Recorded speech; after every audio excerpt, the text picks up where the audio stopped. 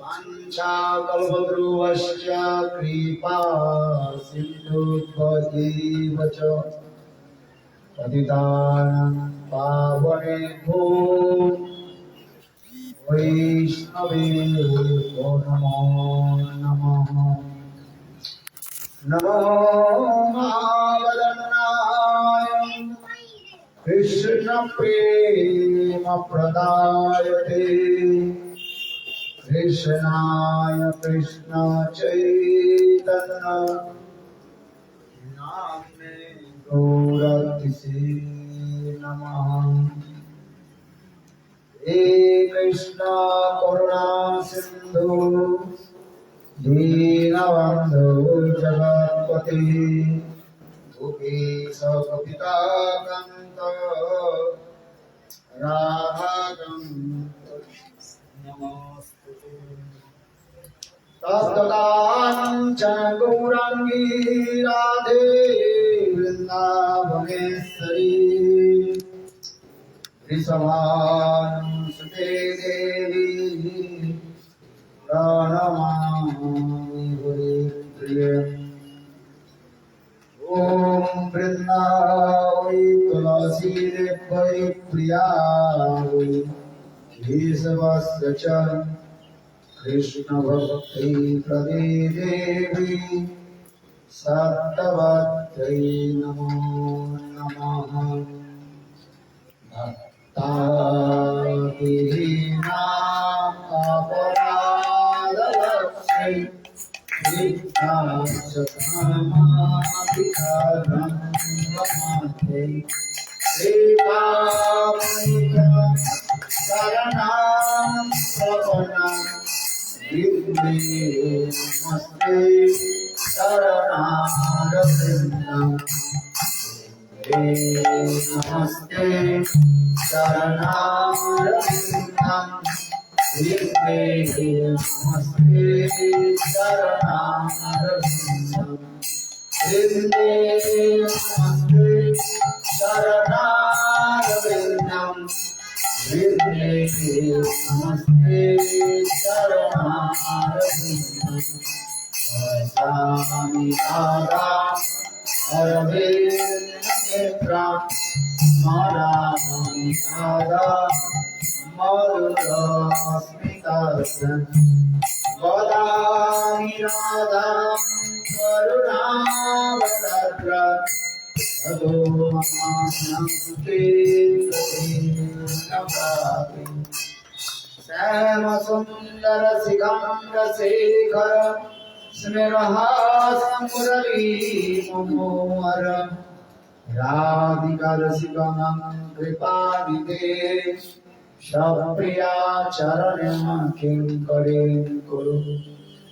संविदसमेतिनं विभो प्रार्थये ब्रजवन्दनन्दनां वस्तु मोहनतदाति वल्लभा जन्म जन्मनि मधीश्वरी प्रिया प्राणनाथ विषवानंदिनी श्री मुखाब्ज रसरूल सरोपद राधिका पदपरिकृता स्थिते तं भजामि रसिकेन्द्र शेखर वंशे विभूषित परान्नवनीरदाभा पीताम्बरादरुण बिम्ब फलादृष्टात् पूर्णेन्दु सुंदर मुखात् अरविंद नेत्रात् कृष्णात् परम तत्त्वं किमपि अहं न जानामि। भजामि राधां अरविंद नेत्रां स्मरामि राधां मधुरस्मितास्य वदामि राधां करुणभराद्रां ततो ममान्नस्ति गतिर्न कापि। श्रीकृष्ण चैतन्य प्रभु नित्यानंद श्री अद्वैत गदाधर श्रीवासादि श्री गौरभक्तवृंद। हरे कृष्णा कृष्ण कृष्ण हरे हरे, हरे राम राम राम हरे हरे। हरे कृष्णा कृष्ण कृष्ण हरे हरे, हरे राम राम राम हरे हरे। निर्विकार कर्म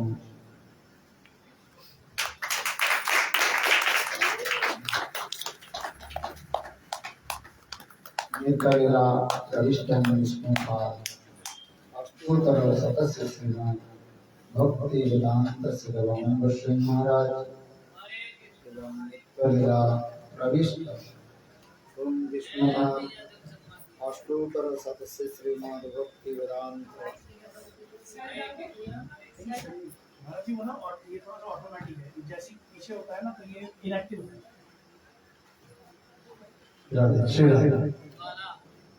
थोड़ा सा पास करके बोलना पड़ता है, इनएक्टिव हो जाता है।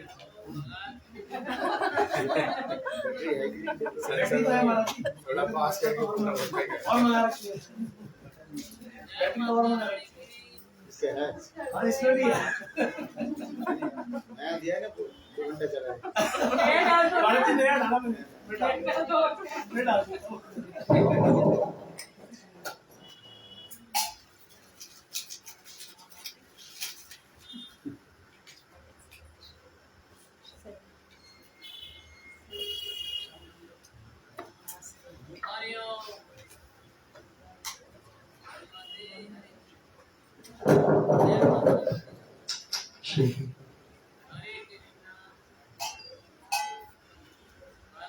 बहुत आनंद हर्ष की बात है। आज हम लोग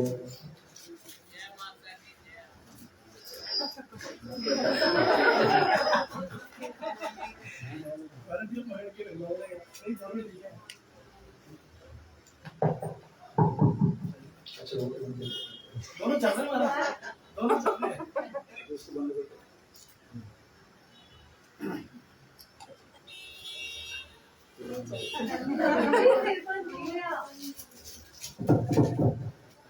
महाराज जी ओके वो चल रहा है।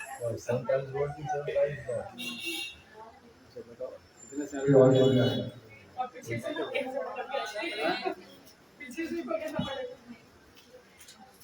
बड़ी आनंद और हर्ष की बात है। आज हम लोग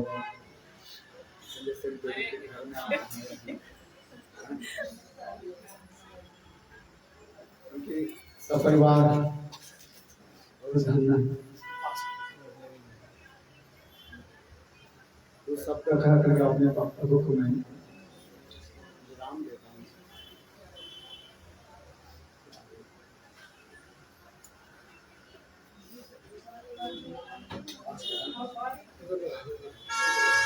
उसी साइड पे उनको ऊंचा करके लगाना पड़ेगा, इसको ऊपर डाल दो। ठीक है महाराज।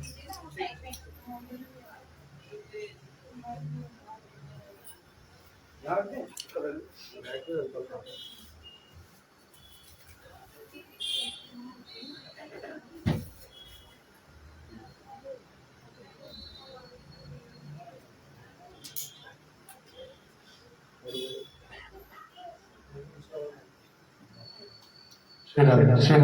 श्री राधे। दोनों ही ठीक है, दोनों ही ठीक है। महाराज जी ये तो भैया ने नया खरीदा, जिन्होंने दिया है वो बोले कि इसको पास से लगे बोलना है इसे। बहुत पास से बोलना पड़ेगा, थोड़ा जोर से बता देना इसमें।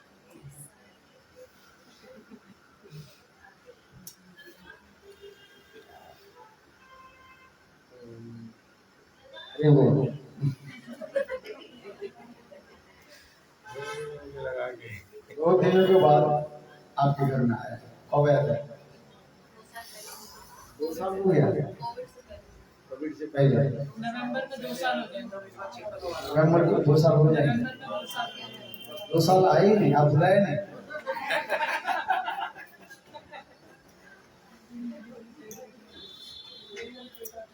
अभी अभी हम लोग ने भागवत कथा श्रवण किया।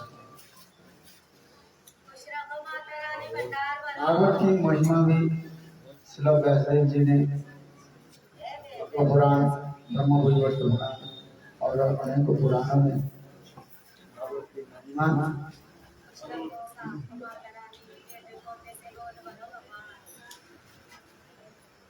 देखो।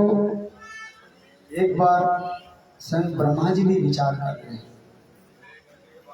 जितने भी शास्त्र वर्णन, जितने शास्त्र लिखे गए, समस्त शास्त्र के ब्रह्मा जी ने क्या किया, एक तराजू में रख दिया और दूसरी तराजू में केवल श्रीमद् भागवत को रख दिया। देखा क्या, श्रीमद् भागवत के भारी कितने हो गए, वो नीचे, जो भारी होता है ना वो नीचा हो जाता है, और जो हल्का होता है वो क्या होता है, ऊपर हो जाता है। देखो हम में ऊंचे ऊपर बैठे हुए हैं, आप लोग कहाँ पर बैठे हुए हैं, आप लोग भारी हैं। देखो कथा भी कहते हैं, पंडित लोग भी कहते हैं, एक होता है जमींदार और एक होता है चौकीदार। तो चौकी में जो बैठते हैं उसे क्या कहा जाता है, चौकीदार कहा जाता है, और जो जमीन पर बैठता है उसे क्या कहा जाता है, जमींदार। इसलिए चौकीदार श्रेष्ठ है कि जमींदार श्रेष्ठ है, आप बताइए। तो बोले चौकीदार बताइए। जमींदार, जमीन के जमीन भाई जो चेयर पर बैठते हैं उसको चेयरमैन बोलते हैं। जो चेयर पर बैठते हैं उसके क्या बोलते हैं, चेयरमैन बोलते हैं। नहीं, इसलिए आप चेयर पर बैठिए ना, ये लोग जमीन पर बैठे, जमींदार, और आप हो गया चेयरमैन और मैं हो गया। आप बताओ ठीक बोल रहे कि नहीं बोल रहे? मैं आप लोग सब जानते हैं श्रेष्ठ कौन है, चेयरमैन। आपकी कृपा है, वरना हम लोग, हमारा वजन तो आपके समक्ष तिनके से भी उसके बराबर नहीं है। चेयरमैन हो गया, चेयर पर जो बैठे चेयरमैन हो गया। इसके बाद क्या हो गया, जमींदार हो गया, जमीन पर बैठते जमींदार हो गया, और जो चौकी पर बैठते उसके कहा जाता है क्या, किंतु आप देखो, ये तो मजाक हो गया, किंतु वास्तव देखो सारे पुराण को जब एक तरफ रखा गया और एक तरफ किसको रखा गया, श्रीमद् भागवत। ब्रह्मा जी ने विचार कर लिया भागवत में ऐसी कौन सा वस्तु है ये इतने भारी हो। उस समय ब्रह्मा जी ने विचार करने लगे, सारे पुराण के पढ़ करके भी लोगों की जो फल प्राप्ति नहीं होता है, केवल श्रीमद् भागवत की ही स्पर्श मात्र से ही सब कुछ प्राप्त हो जाता है। क्योंकि ब्रह्मा जी ने साक्षात देखा और देवता लोग भी देखा, इस श्रीमद् भागवत की कथा श्रवण करके स्वयं परीक्षित महाराज साक्षात रूप में दिव्य शरीर धारण करके दिव्य गोलोक वृंदावन धाम में चले। ब्रह्मा जी ने अपने दिव्य दृष्टि से देखा।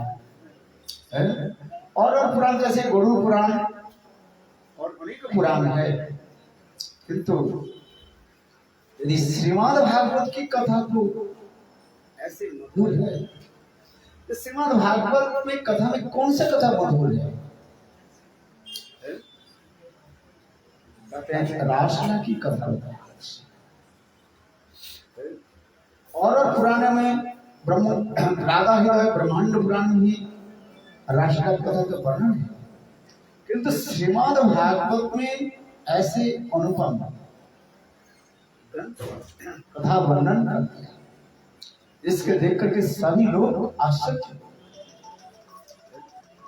क्योंकि नारद जी की कृपा से व्यासदेव जी ने ऐसे अनुपम ग्रंथ में जगत में प्रकट कराया। जैसे श्रीमद् भागवत में व्यासदेव जी स्वयं भी लिख रहे उसको वर्णन करते जा रहे हैं। एक समय स्वयं व्यासदेव जी अपने प्रातः काल की जितने क्रिया आदि करके बैठे, ध्यान करने लगे। ध्यान नहीं लगता, ध्यान लगते हैं अपने कोई कोई ना, बोले कि तो सत समाधि है। सब सत समाधि हम जिनकी चलते फिरते अपने आप क्या हो जाता है, समाधि बन जाता है। जैसे गोपियों की जो श्रीमद् भागवत बना है, गोपियों की समाज सहज समाधि कहा जाता है।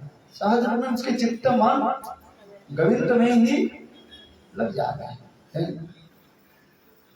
जागोहने अवहनने मतन प्रलेप प्रेम छना गुरुदितो क्षणमार्जनादो गायन्ते चैन अनुरक्त धियो श्रुकंठा धन्ना व्रजस्त्रियो गुरुक्रम चित्तजान।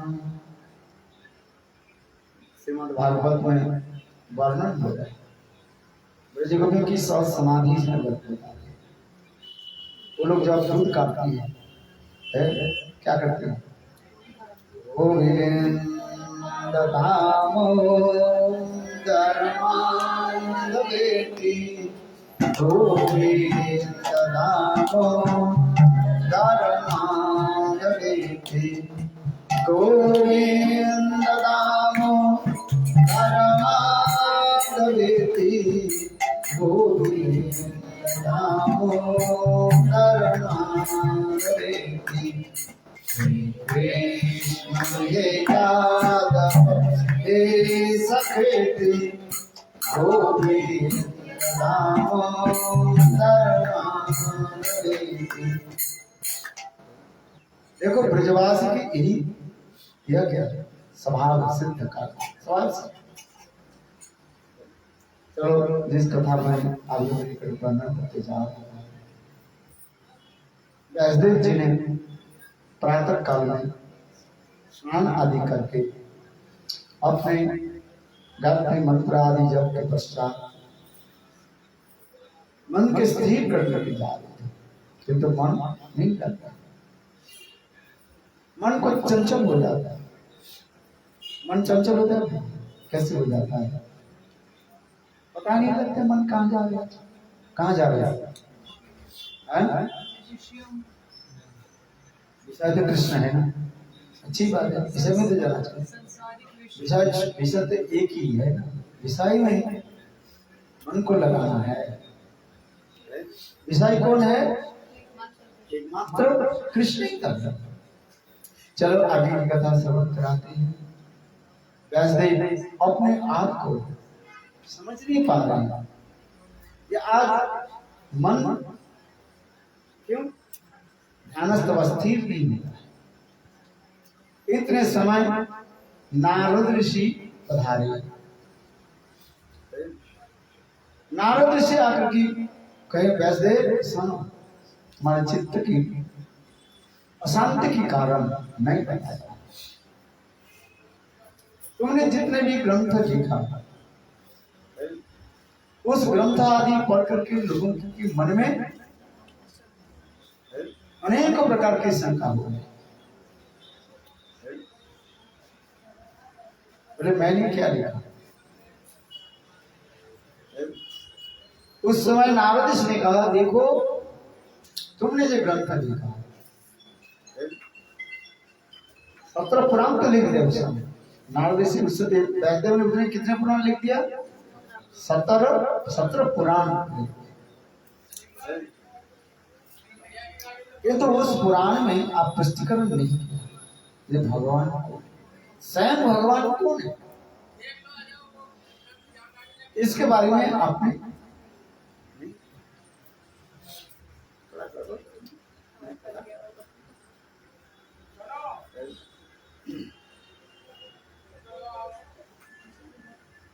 और दूसरी बात, तुमने पुराण में ये स्पष्टीकरण नहीं किया जीवों की एकांति की जो है वस्तु क्या है, माने एकमात्र जीवन की सार क्या है, क्या प्राप्ति करना है। आप क्या चाहते हैं, आप बताइए। तो चाहते हैं इस संसार के धर्म अर्थ काम मोक्ष, ये चार वस्तु की चाहते हैं। तीन वस्तु सभी चाहते हैं, क्या क्या, धर्म अर्थ और धर्म अर्थ काम, ये तीन चाहिए। त्रिवर्ग कहा जाता है, क्या कहते हैं, त्रिवर्ग कहा जाता है। संसार में अच्छी तरह से रहे, धर्म पालन आदि करें, मैं माता पिता भाई बंधु स्त्री पुत्र परिवार के हम ठीक से पालन करके चले, ये चाहते कि नहीं चाहते, सब हमारे अनुकूल में रहे। प्रतिकूल कोई हम चाहते, कोई नहीं चाहते। कर्मण्यो भी आगमनम दुख होते ही सुखाय च पश्चात्पाको विपुल विपर्य मिथुन चारण निनाम। संसार में हम जो कर्म आदि करते हैं किसके, सुख के, और साथ ही साथ दुख चला जाए। दुख कोई चाहता है कि दुख क्यों आ जाता है, बताओ। आप जो चाहते ही नहीं हो तो वस्तु क्यों आ जाता है, क्यों आते हैं। कोई दुख चाहते हैं, दुख क्यों आ जाता है। आश्चर्य है, हम जो चाहते ही नहीं है वो वस्तु आ जाती है। हाँ, बैठ।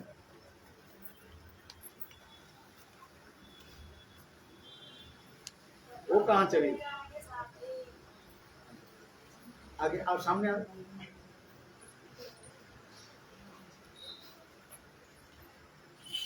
सामने जगह खाली पड़ा। और राधा कहाँ गई भाई।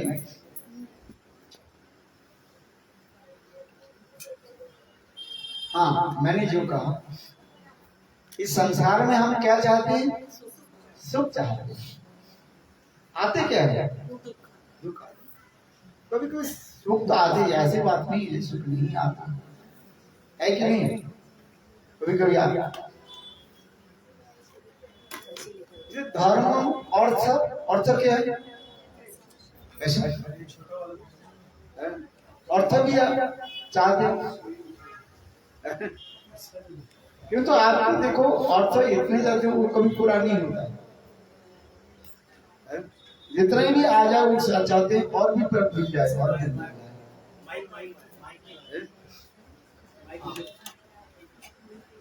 ये दे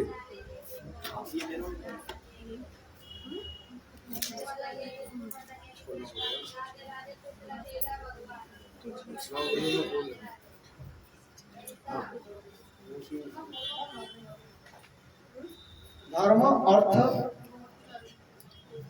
अनेकों प्रकार के भाषण हमारी हृदय में है। क्या क्या भाषण है, वो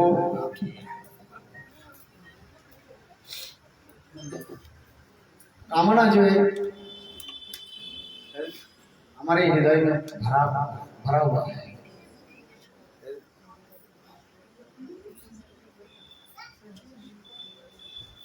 इसके आगे जाकर तो हम लोग क्या करते हैं, मुक्ति के लिए हम चेष्टा करते हैं, इस संसार से छुटकारा कैसे मिले।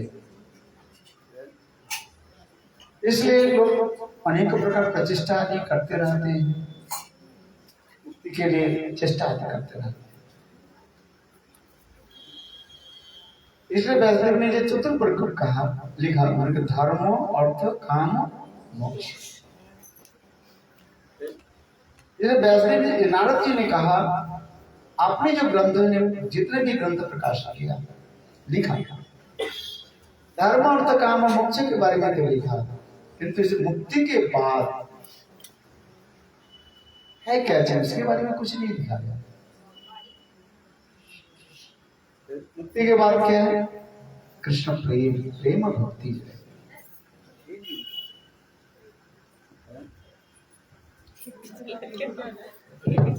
इसी में ना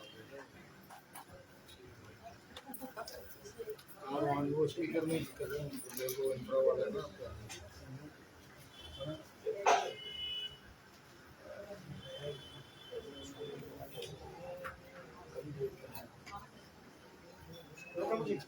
आपसे तो बहुत चल रहा था।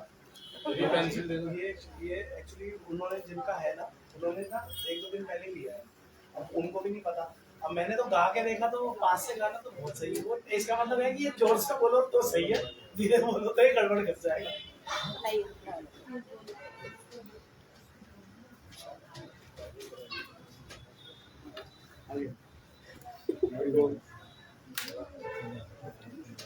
ये तो बहुत बढ़िया है। हरि बोल।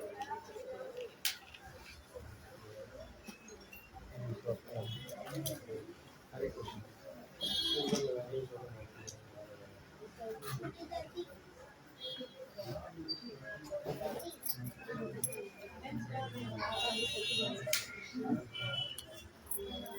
चार्ज है ये? साथ ही साथ हो जाता चालू, साथ साथ हो जाता। ये ऊपर ले आगे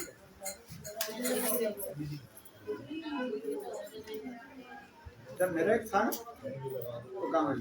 सेम है हैं? ये जो इनके पास है ना, सेम है मेरा जो था वो कहाँ है? मेरे पास।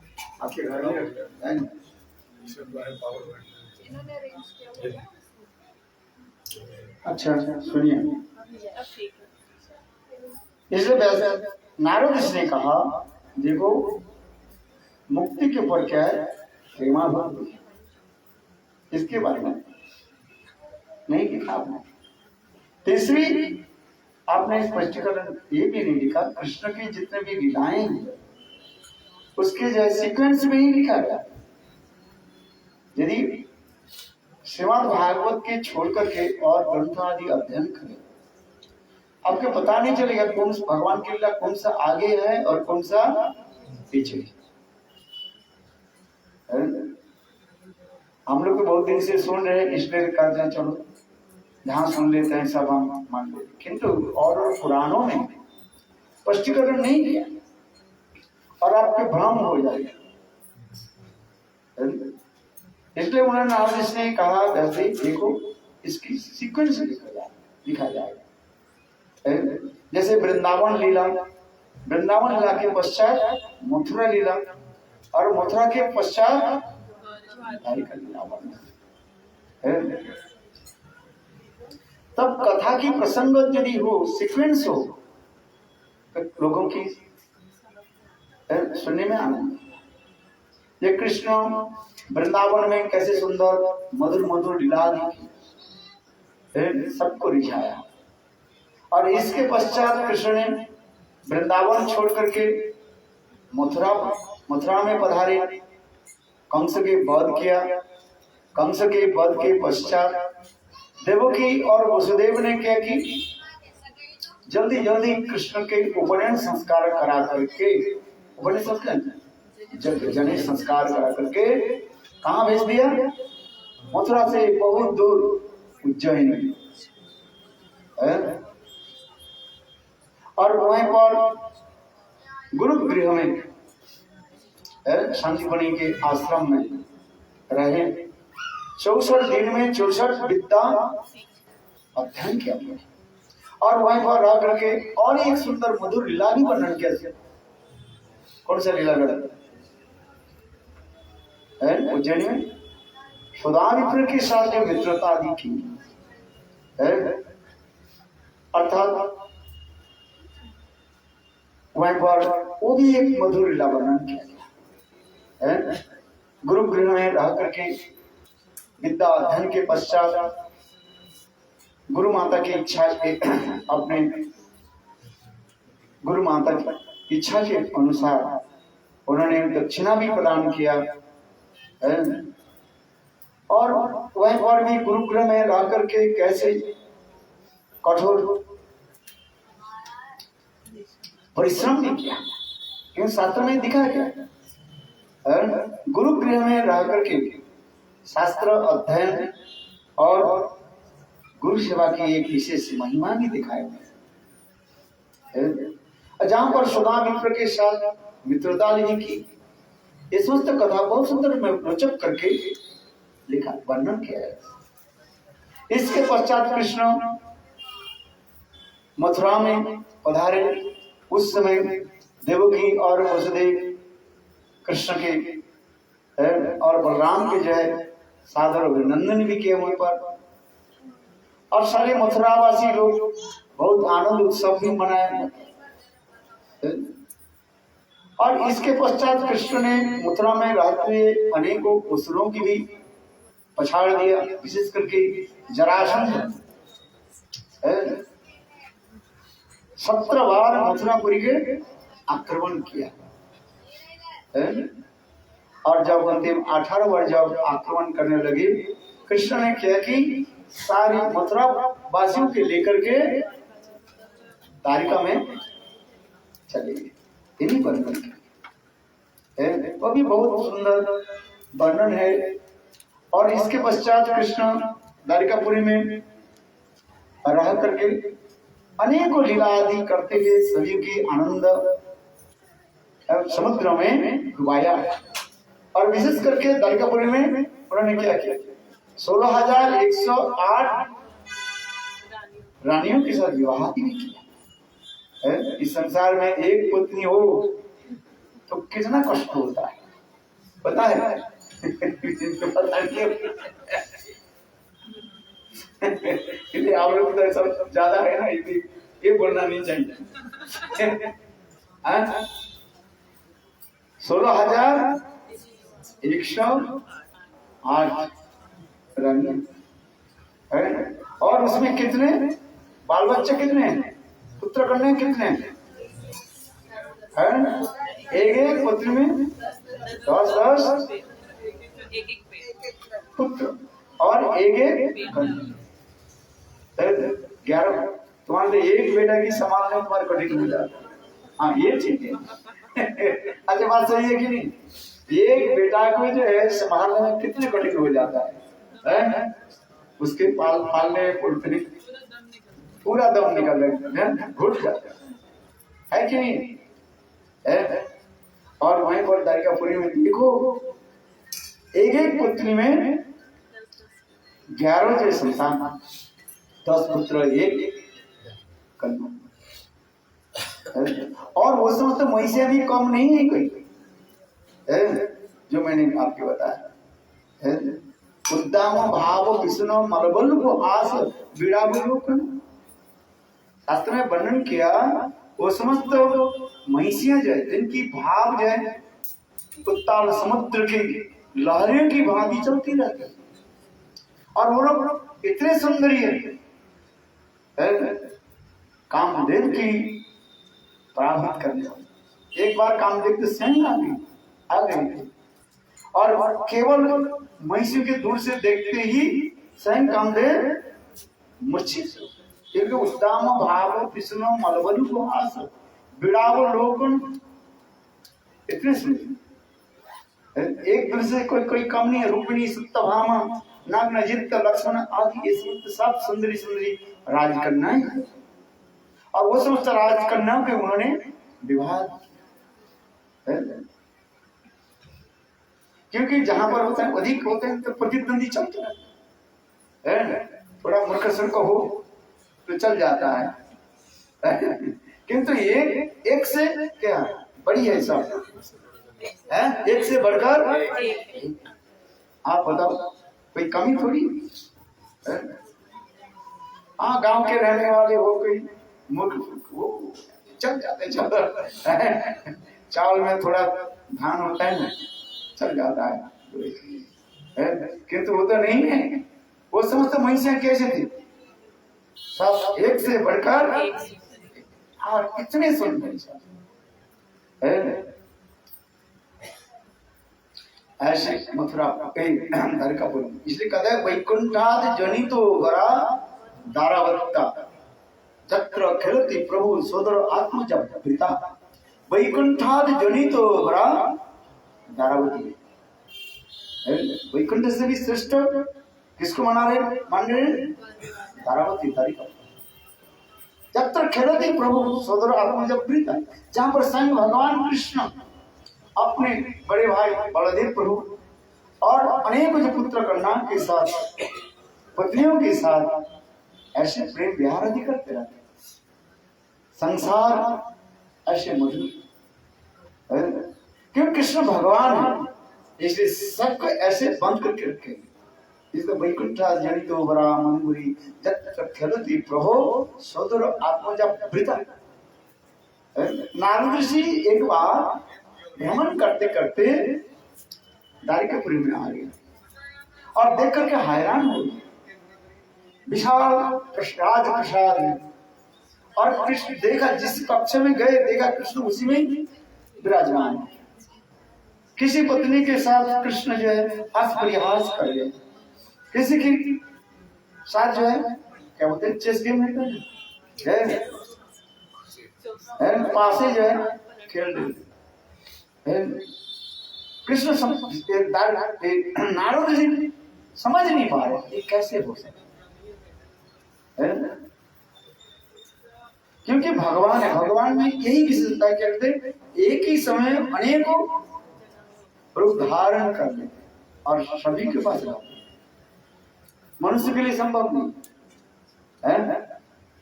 इसलिए कहते हैं भगवान जो कि लोग सामान्य रूप सामान्य अनिमा लगिमा अथवा सामान्य कुछ ज्ञान ये कर लेते, तंत्र मंत्र सिद्धि करके लेते हैं, कुछ कर सकते हैं। जैसे सौभरी ऋषि की कथा कहा गया। सौभरी ऋषि वृंदावन में और जमुना के जल पर कितने हजार साल तक तपस्या की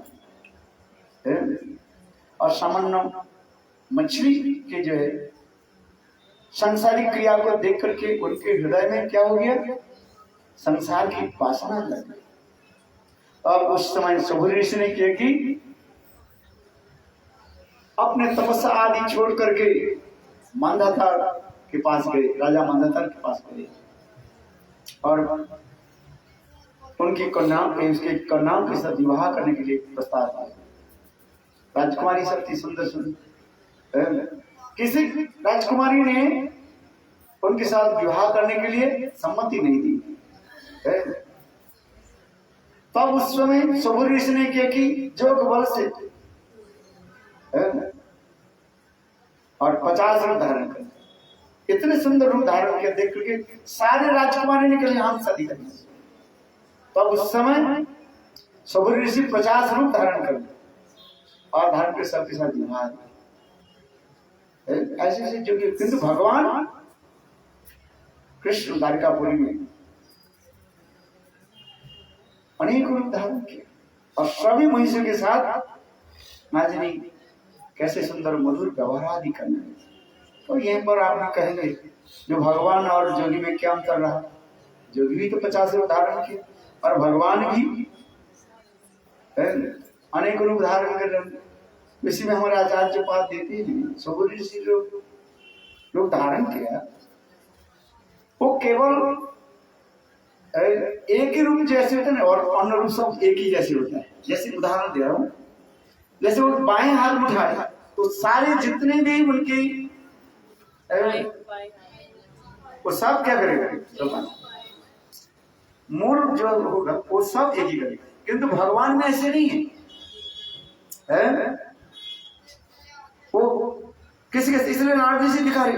नारद ऋषि देखा क्या, ये किसी कक्ष में यानी किसी मनुष्य के पास कृष्ण पासा खेल रहे, किसी के साथ हाथ पर हाथ कर रहे, ये भगवान के लिए संभव। अनंत रूप धारण करके सबकी आनंद प्रदान करता।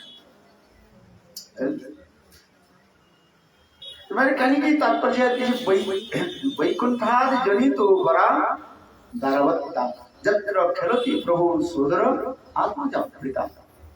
संसार में अच्छा सुख लगते कब, जब कोई एक ही ताल में हम लोग चलते हैं। सर यदि एक ही हो तब सुनने में अच्छा लगता है। मूल कीर्तनिया जो है कीर्तन कर रहे हैं और कोई दूसरी तरफ से बजाए, दूसरे कीर्तन करे, तो वो ठीक नहीं है। जो मूल कीर्तनिया जो जिस स्वर से, जिस ताल से, लय से, मान से करे, उसी की सभी एक ही साथ में चले, तो वो सुंदर। तात्पर्य क्या, इस संसार में यदि हम लोग सब एक ही साथ में चले, तब संसार सुख में होता है। पोती एक तरफ जा रही, पत्नी एक तरफ जा रही है, बेटा एक तरफ जा रही है, बेटी एक तरफ जा रही है, उस संसार में क्या होता है? सुख होता है? सुख। संसार सुखी तब होता है। संसार में आप सुख चाहते हैं कि नहीं चाहते? क्या चाहते हो? सुख चाहते। तो वो संसार सुखमय हो जाता है यदि सब संसार में सभी एक स्वर में चले, एक ताल में चले। समझ में आ रही? और नहीं तो संसार दुखमय हो जाता है। कोई किसी की बात ही नहीं मानता, बेटा ना बात माने, बेटी नहीं बात माने, पत्नी बात नहीं माने, पति नहीं माने, चार तरफ चलती जाए। कोई पूर्व दिशा, कोई पश्चिम, कोई उत्तर और कोई दक्षिण दिशा के नहीं, एक ही दिशा में जब हम चले, ध्रुव तार होते हैं, ध्रुव नक्षत्र के लक्ष्य करके यदि हम चले तो हम पहुंच जाए। लक्ष्य एक होनी चाहिए,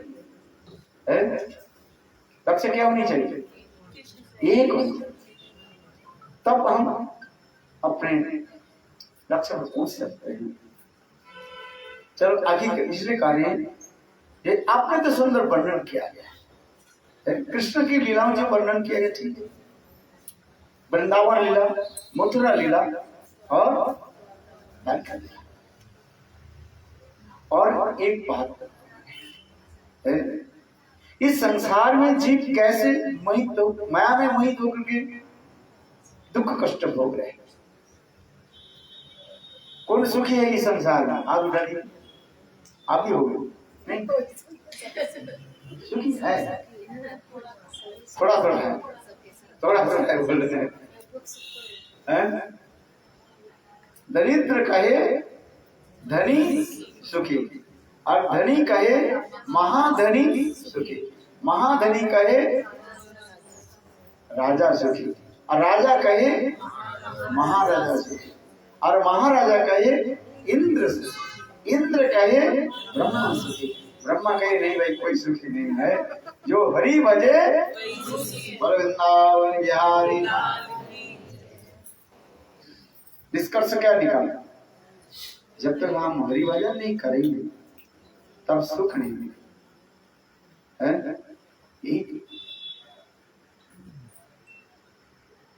मेरे कहने का तात्पर्य है, नारद ऋषि ने वैदिक यही कहा, ये कृष्ण की लीलाओं की आप अच्छी तरह से वर्णन कीजिए,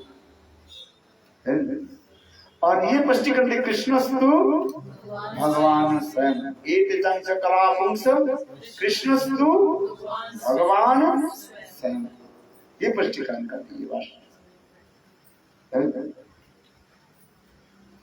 और दूसरी क्या होता है? धर्म अर्थ काम और मोक्ष, ये जीवन की चरम लक्ष्य नहीं है।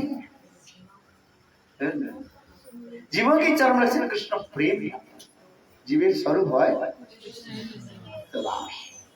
है सर्वगत जीव है, कृष्ण के दास है, किंतु हम कृष्ण के भूल करके संसार में भटक रहे हैं। जब साधु रूपी वैद्य प्राप्त हो जाते हैं और उनके उपदेश रूपी मंत्र को हम ग्रहण कर लेते हैं, तब भूत पिशाच सब चलते हैं। घर में भूत है, किसी घर में भूत है आपके घर में? नहीं है। सब जगह में भूत पड़ा रहता है, सब घर में भूत है। भूत है नहीं, भूत है, भूत कहाँ जाएंगे होगा बताओ? वो बता जो बड़ी वजह नहीं करती,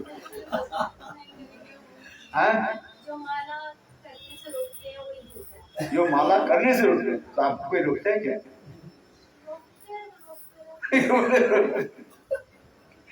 नहीं कोई आपके नहीं रखते, कौन रोकेगा? हैं? नहीं, भूत सर्वत्र ही है। है घर में भूत? आप सोच रहे हैं?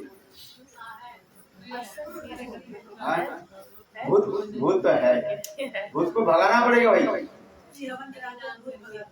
हवन करा करके बोले, हवन करा के भूत भागा।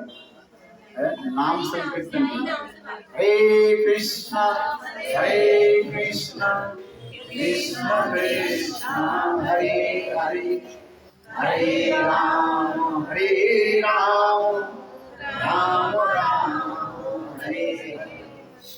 जिस घर में नाम संकीर्तन होते हैं उस घर में भूत नहीं आता। क्या बोला?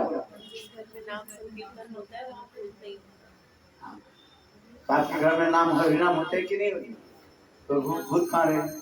जिस घर में नाम संकीर्तन है, इसलिए आप लोग के घर में भूत नहीं है। कौन कौन हरिनाम करते हैं आज रात? हरिनाम करो, देखो घर में भूत नहीं है। ये बात सही है। और घर में यदि हरिनाम नहीं करो भूत आएगा, आप भूत थोड़ी दिखाई पड़ेगा। लड़ाई झगड़ा होगा, कलह होगा, आज समझ। इसलिए क्या करना चाहिए? नाम करो, हरे कृष्णा कृष्ण कृष्ण हरे हरे, हरे राम राम राम हरे हरे। हाँ, इसलिए भूत नहीं है। भगवान नाम से भूत अपने बने। इसलिए शास्त्र में लिखा, या मैं नहीं कहा, तो कहते हैं हनुमान चालीसा में क्या लिखा है? महावीर नाम सुना रे भूत पिशाचे निकट। तो किस लिए लिखा है? मैं कह रहा हूँ, आपको कह रहे हो, तो लिखा है कि नहीं? हनुमान चालीसा कौन कौन पढ़ते? लिखा है कि नहीं? तो आप भगवान के नाम करो, देखो है, बोलो सीताराम सीताराम सीताराम राधे राम हरे दीदी गई, सीताराम सीताराम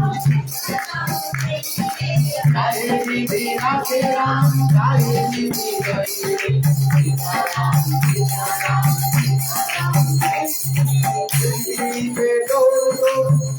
नाच के हुआ के बनाई प्यारे नाम तेरा साथी, सीताराम सीताराम सीताराम हरे दीदी राधे राम हरे दीदी गई।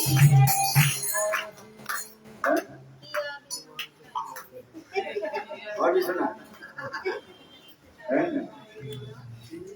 इसलिए भगवान के नाम करो, भूत नहीं है। जिस घर में श्रीमद् भागवत नजत्र वैकुंठ कथा सुधापका, जिस गृह में भगवत कथा नहीं होती, जिस गृह में संत महात्मा पदार्थ नहीं है,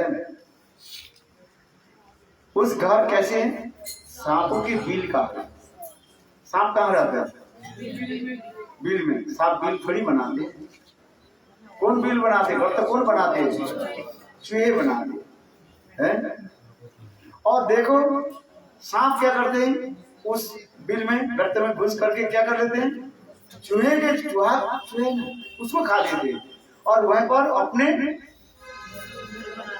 रहम शुरू कर देते हैं। इसलिए शास्त्र में कहते हैं नजत्र वैकुंठ कथा सुधा होगा। जिस गृह में भगवत कथा नहीं होती, जिस गृह में संत महात्मा पधारते नहीं, वो गृह कैसे हो जाता है? सांपों की बीड़ जैसे। और जिस गृह में भगवत कथा होती है, संत महात्मा पधारते हैं, वो गृह क्या बन जाता है? क्या बन जाता है? बोले गोलोक वृंदावन है। वास्तविक है। जैसे आपके घर में गोलोक वृंदावन बना कि नहीं बना है? हमारे भैया कितने सुंदर कीर्तन किया वैष्णव लोग आए हैं, इसलिए शास्त्र में कहा गया घर को क्या बनाओ, वृंदावन। आप लोग वृंदावन जाना चाहते हैं, वृंदावन कहाँ जाओगे? पैसा खर्च करके फिर जाकर के वृंदावन क्या करोगे? बांके बिहारी दर्शन किया, लस्सी पी लिया और हो गया वृंदावन। अरे अपने घर में तो वृंदावन है, घर के वृंदावन है। घर को कैसे वृंदावन बना? ठाकुर जी के राम बांके बिहारी के घर में ही रखो ना, छोड़ करके कहाँ जाएंगे? ठाकुर जी राधा गोविंद को अपने घर में रखो और भगवत नाम करो। ठीक है, घर संसार में काम तो करना पड़ता है। क्या गोपियां घर संसार में काम नहीं करती है? करती थी कि नहीं है? घर संसार में काम कर कोई बात है। मुख में राम नाम, राम सेवा हाथ में, तो अकेला नहीं प्यारे है? किया वो भी मान, जो भी मान नहीं पाएगा होगा प्यारे वही जैसे हम सीखो। इसलिए रहो संसार में, वृंदावन हमारे घर में है। पैसा खर्च करने में आनंद आता है। ठीक है, अच्छी बात है, वृंदावन जाने को मैं मना नहीं करता है, किंतु अपने गृह के क्या बनाओ? वृंदावन बनाओ, तब आनंद।